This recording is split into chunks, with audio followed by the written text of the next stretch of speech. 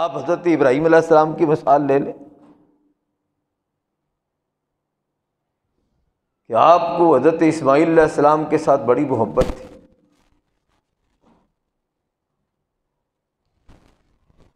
اور اللہ کی بارگاہ سے دعائیں کر کر کے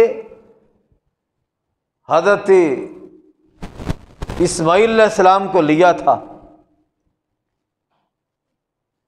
حکم مل گیا کہ تم اسے میرے راستے میں قربان کرو۔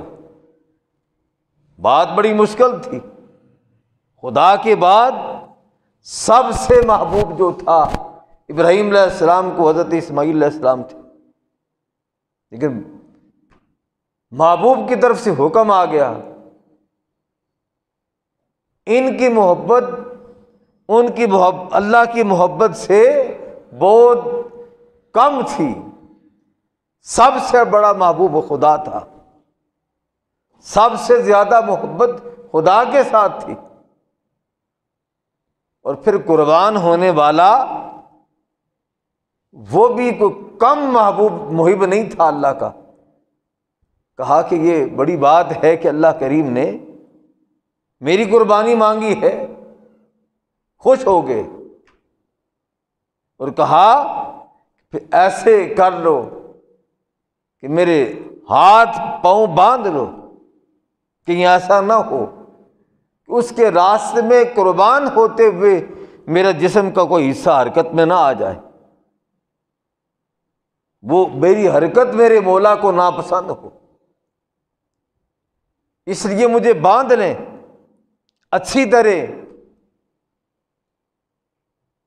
اور آپ اپنی آنکھوں پہ پٹی ڈال لیں کہیں ایسا نہ ہو پدری محبت اللہ کی محبت پہ غالب نہ آ جائے۔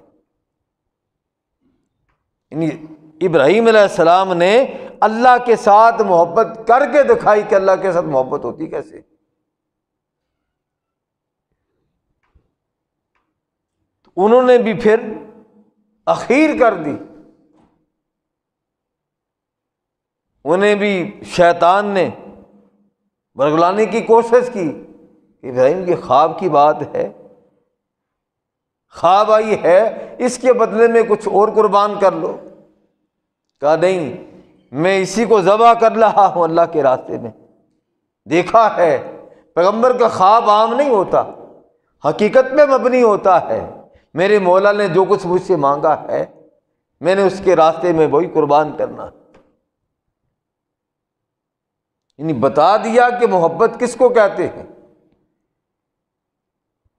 ایک یہ انداز ہے محبت کا کہ جو کچھ محبوب کہ ہے محب بس اس پہ بس جائے کہ میرے محبوب نے کہا، پھر اس کے اندر حکمتیں تلاش نہ کرتا پھرے، تعویلیں تلاش نہ کرتا پھرے۔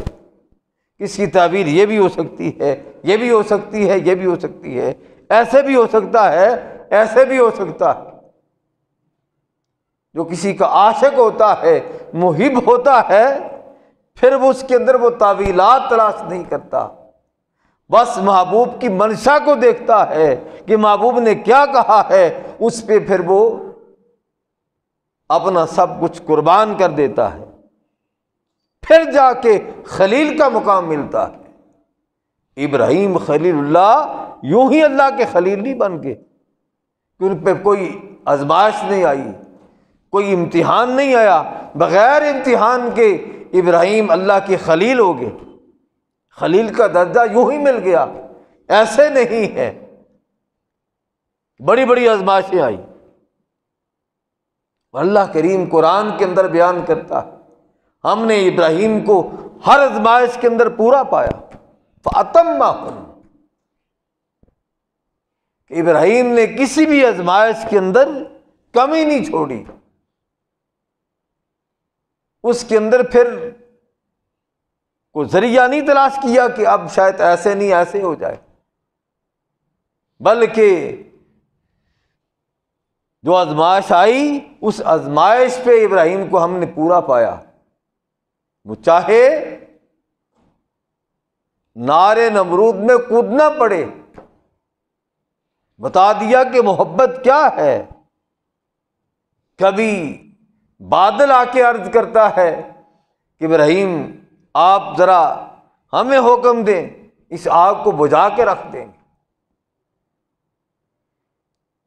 ہماری مدد کی ضرورت۔ فرشتہ آ کے عرض کرتا ہے آپ ہمیں حکم دیں، ہم آپ کی خدمت کے لیے حاضر ہیں۔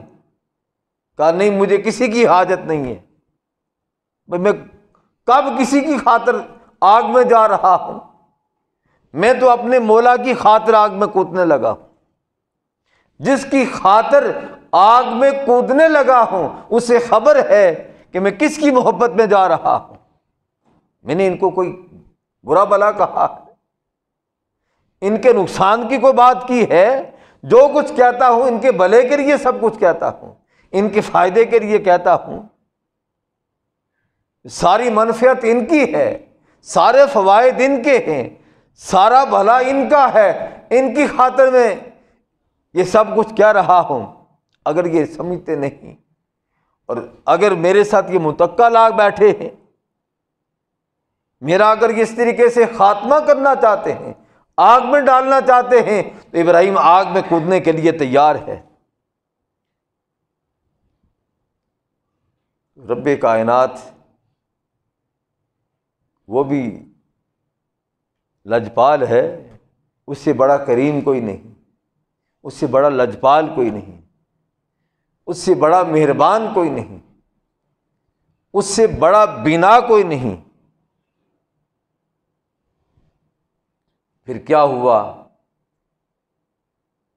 اس امتحان کے اندر بھی ابراہیم علیہ السلام کو رب کائنات نے پورا پایا۔ جو بھی آزمائش ڈالی گئی، بعض اوقات ہمارے بھی امتحانات ہوتے ہیں، آزمائش آتی ہے، کبھی رزق کے اندر کمی آ جاتی ہے، کبھی کسی جان پہ پڑ جاتی ہے، کبھی مال کے اندر کمی آ جاتی ہے، یعنی مختلف انداز کے ساتھ ہمیں بھی آزمایا جاتا ہے۔ لیکن اس آزمائش سے پہلے رب کائنات یہ فرماتا ہے لا یکلف اللہ نفسا الا وسعها، کسی کو اس کی اوقات سے زیادہ نہیں آزمایا جاتا۔ اور جو اس آزمائش پہ پورا اتر آتا ہے وہ محب خدا ہو جاتا ہے، اس سے اللہ کی محبت نصیب ہو جاتی ہے۔ تو پھر جب اس دنیا سے وہ کود کرنے لگتا ہے،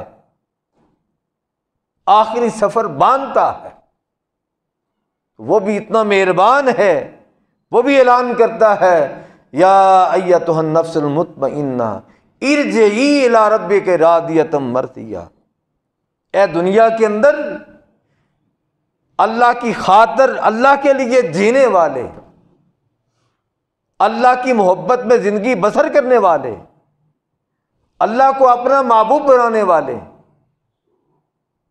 اب اللہ نے ساری رضائیں تیرے لیے رکھی ہیں۔ ارجعی الی ربک راضیۃ مرضیہ، راضی خوشی اپنے مولا کے حضور لوٹ۔